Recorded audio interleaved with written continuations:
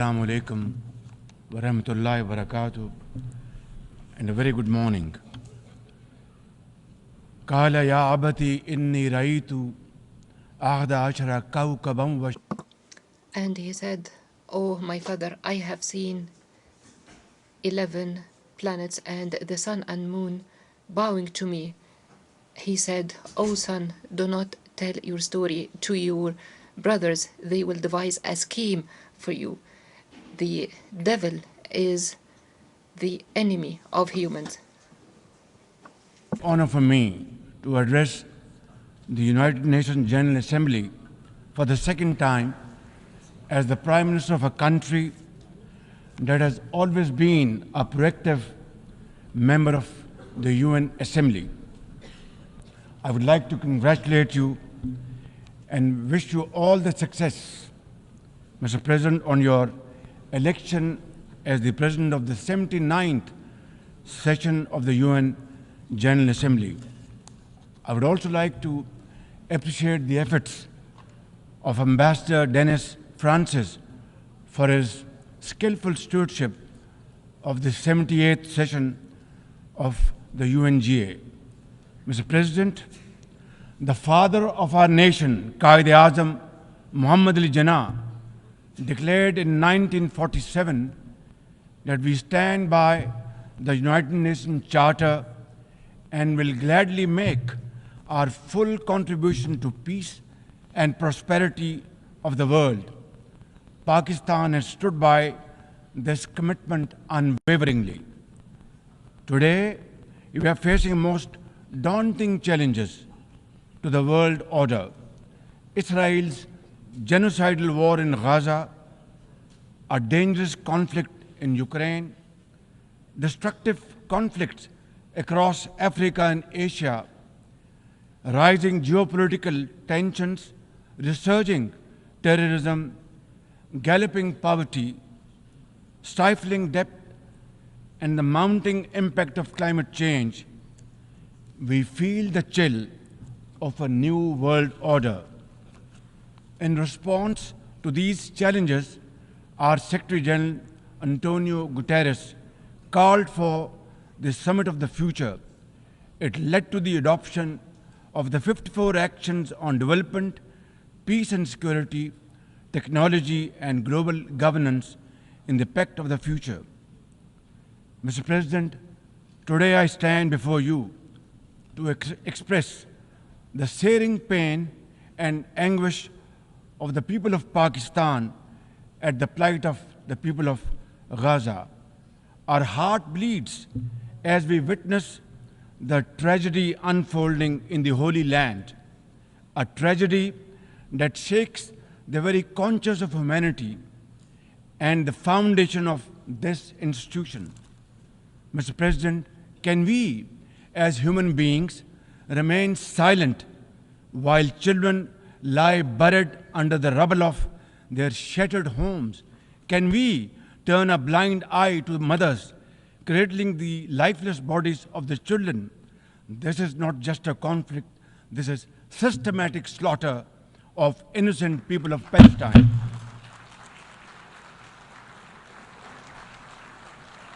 Ladies and gentlemen, an assault on the very essence of human life and dignity. The blood of Gaza's children stains the hands of not just the oppressors, but also those who are complicit in prolonging this cruel conflict. When we ignore their endless suffering, we diminish our humanity. It is not enough to condemn, Mr. President. We must act now and demand an immediate end to this bloodshed. We must remember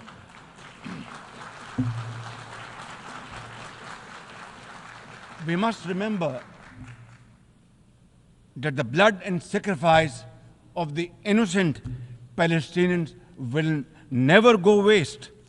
We must worry about their plight and difficulties and stand by them. We must work for a durable peace through the two-state nation. We must seek a viable, secure, contiguous and sovereign state of Palestine based on the pre-1967 borders with Al-Quds al-Sharif as its eternal capital, and to advance the goals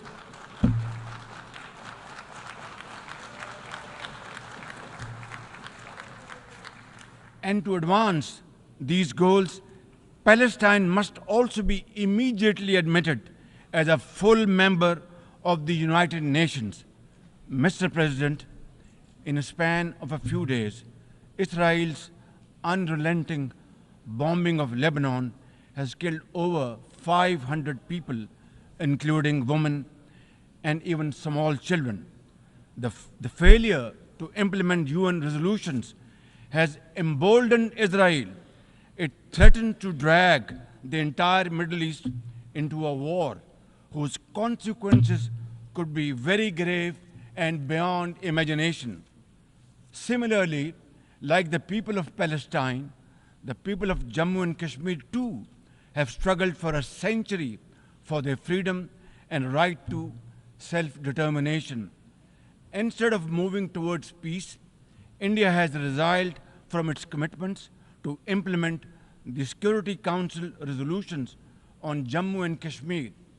These resolutions mandate a plebiscite to enable the people of Jammu and Kashmir to exercise their fundamental right to self-determination. Ladies and gentlemen, since the 5th of August 2019, India has initiated unilateral illegal steps to impose what its leaders ominously call a final solution for Jammu and Kashmir. Day in and day out, 900,000 Indian troops terrorized the people of occupied Jammu and Kashmir with draconian measures, including prolonged curfews, extrajudicial killings, and the abduction of thousands of young Kashmiris. At the same time, in a classic settler colonial project, India is seizing Kashmiri lands and properties and settling outsiders into occupied Jammu and Kashmir in their nefarious design to transform the Muslim majority into a minority. This hackneyed tactic is employed by all occupying powers, but it has always failed. In Jammu and Kashmir too, it shall fail by the grace of God. Ladies and gentlemen, the Kashmiri people are resolute in rejection of the false Indian identity. The New Delhi seeks to impose upon them very, very severe conditions, and atrocities are being committed every hour. India's policy of brutal coercion and oppression in occupied Kashmir has ensured that Burhan Wani's legacy continues to inspire the struggle and sacrifices of millions of Kashmiris. Inspired by the legitimacy of their epic struggle, they remain defiant. Their heart-wrenching stories remind us that behind every statistic lies a human life, a dream deferred, and a hope shattered. Even more worryingly, it is engaged in massive expansion of its military capabilities, which are essentially deployed against Pakistan. Its war doctrines envisage a surprise attack and a limited war under the nuclear overhang.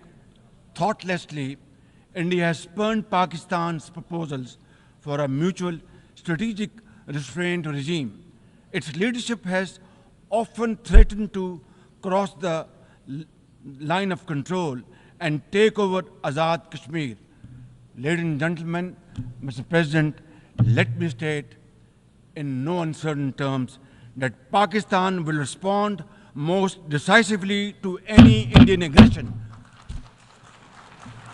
Therefore, to secure durable peace, India must reverse the unilateral and illegal measures it has taken since 5th of August 2019 and enter into a dialogue for a peaceful resolution of the Jammu and Kashmir dispute in accordance with the UN security resolutions and the wishes of the Kashmiri people.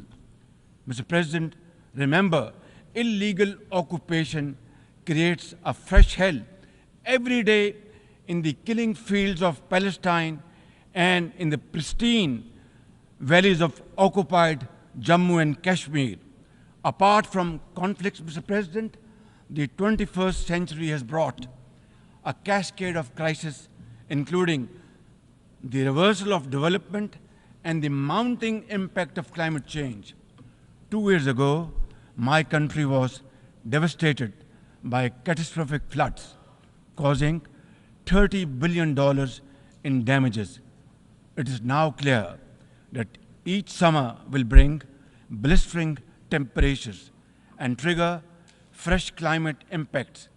Pakistan emits less than 1% of global carbon emissions, yet we have paid a very heavy price for no fault of ours. This is most unfair in any calculus of global justice. We must uphold the axiom, the polluter must pay. Ladies and gentlemen, Pakistan looks forward to fulfillment of commitments made by our development partners to support the achievements of the SDGs and climate goals, including a new annual goal beyond $100 billion in climate finance. Mr. President, with nearly 100 developing countries trapped in the vicious cycle of debt and liquidity crisis, which I always call a death trap rather than debt trap, achieving the SDGs in these circumstances remain a distant mirage. The international financial architecture, which the Secretary General has described as morally bankrupt, and the world trade and technology regimes must be reformed and aligned to promote development and global equity. Mr. President, since assuming office in March this year, the progress and prosperity of my 240 million people has been my singular focus. We have taken some very difficult but necessary decisions that have rescued our economy from collapse, restored macroeconomic stability, controlled physical deficits, and strengthened our reserves. As a result, inflation has come down to a single digit by the grace of God, and the prospects for economic growth has revived. I would like to explain this challenge and the way we are negotiating, Mr. President,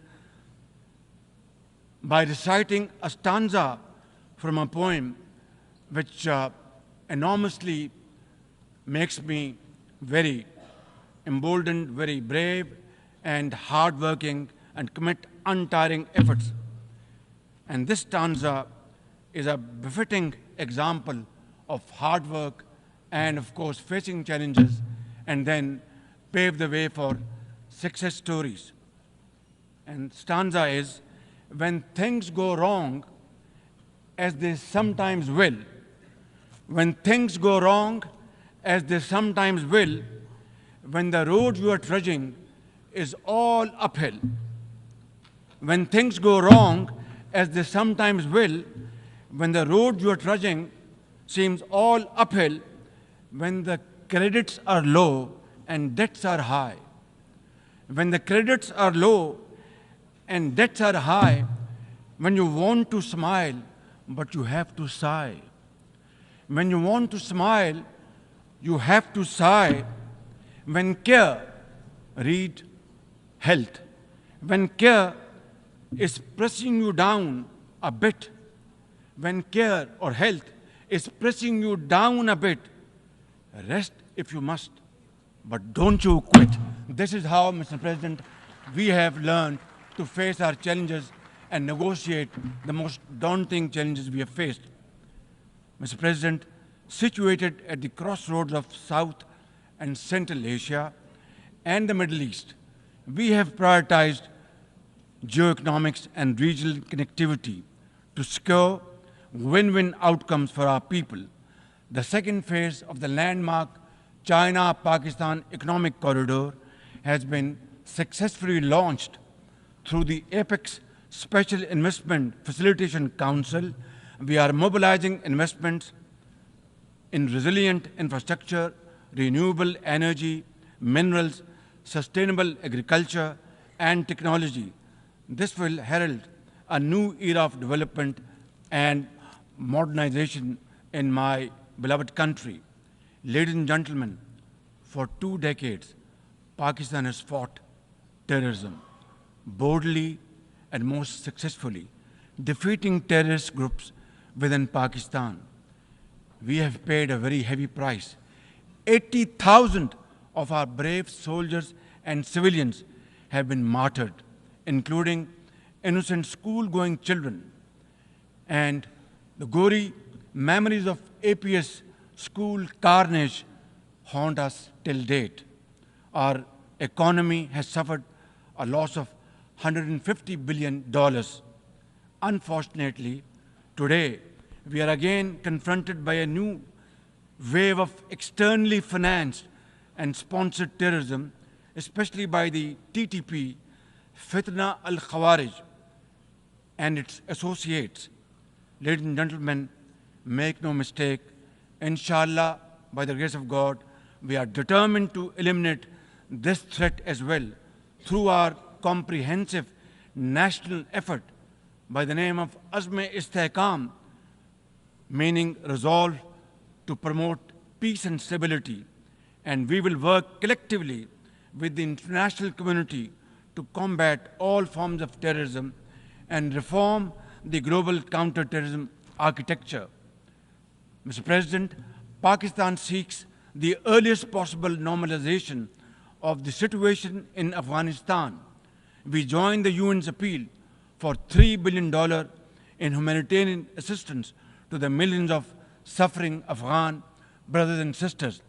At the same time, we endorse and share the international expectations that the Afghan interim government would respect human rights, including the rights of women and girls, and promote political inclusion.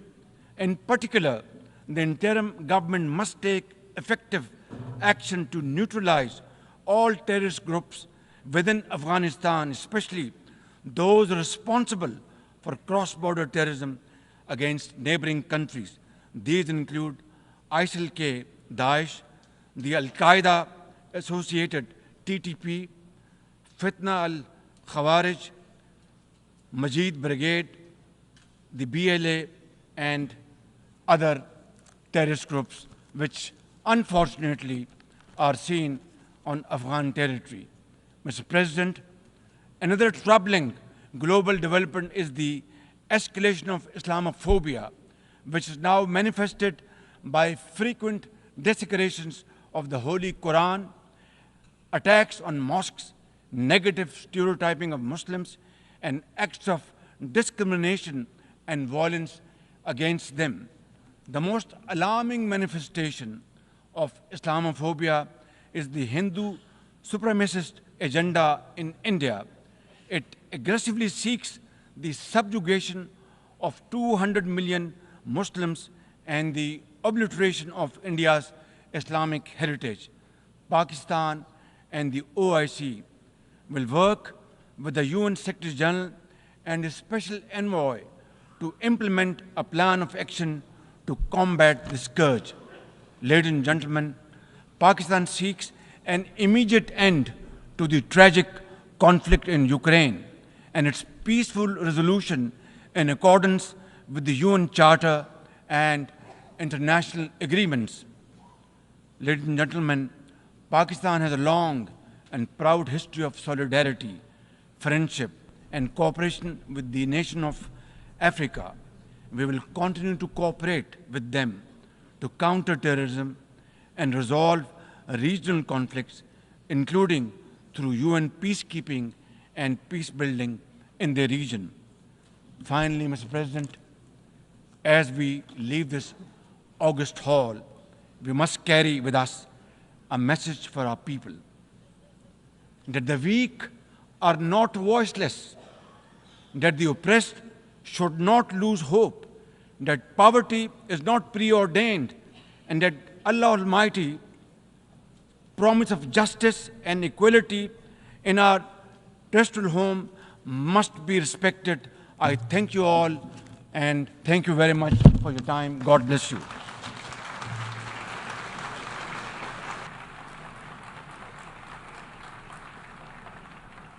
On behalf of the Assembly, I wish to thank the Prime Minister of the Islamic Republic of Pakistan.